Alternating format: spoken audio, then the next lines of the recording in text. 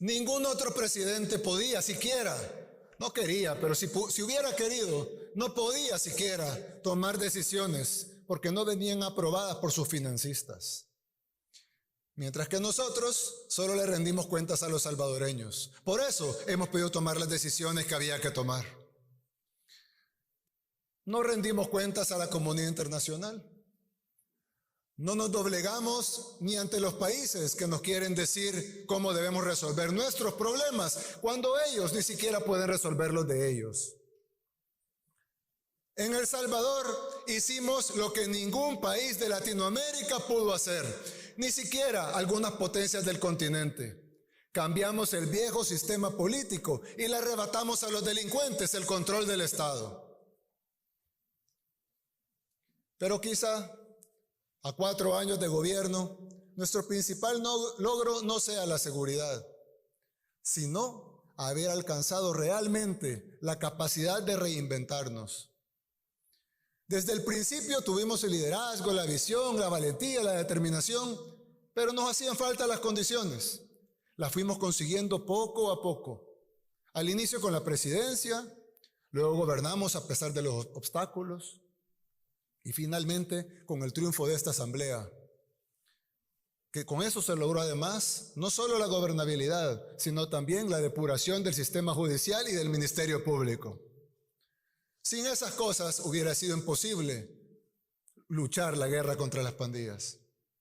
Ahora, el régimen de excepción, también aprobado por esta asamblea, nos ha permitido saborear al fin la paz. Por primera vez desde que tenemos memoria. El Salvador es un país pequeño, que no tiene los recursos de las grandes potencias mundiales. Pero aún así, hemos ido arreglando lo que estaba mal. Y cada vez somos más conscientes de que otra forma de vivir sí es posible. Para un país como el nuestro, que estaba al borde del colapso por la violencia, reinventarse no solo era una necesidad, sino que era vital.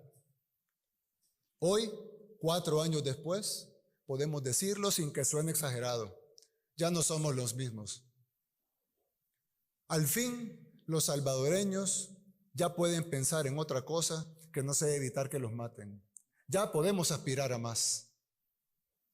El Salvador es otro país. Ahora, de verdad es nuestro.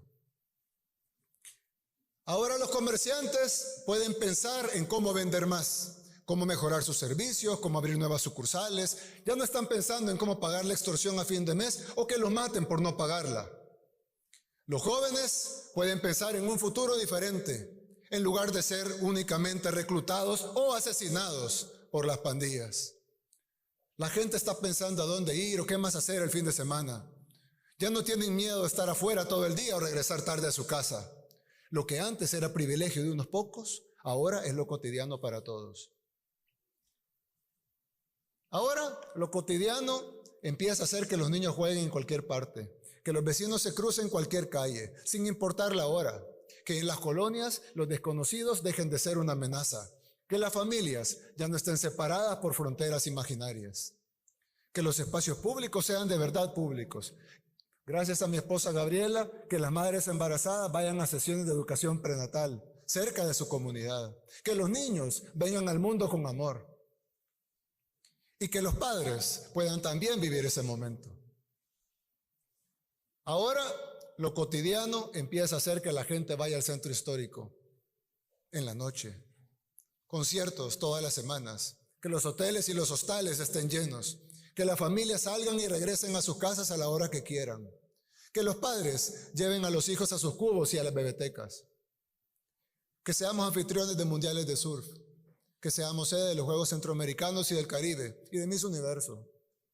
El Salvador es otro país, ya no somos los mismos. Pero la necesidad de reinventarnos siempre la tuvimos. Esa necesidad siempre estuvo. La diferencia es que ahora tenemos la capacidad y la voluntad para hacerlo. Y lo demostramos con la guerra contra las pandillas. Todavía no estamos donde queremos en muchas áreas que también son importantes. Sin embargo, Hay unas decisiones que no podemos seguir aplazando, porque debemos garantizar una mejor gestión pública y tener los recursos necesarios para satisfacer todas las necesidades que nos faltan.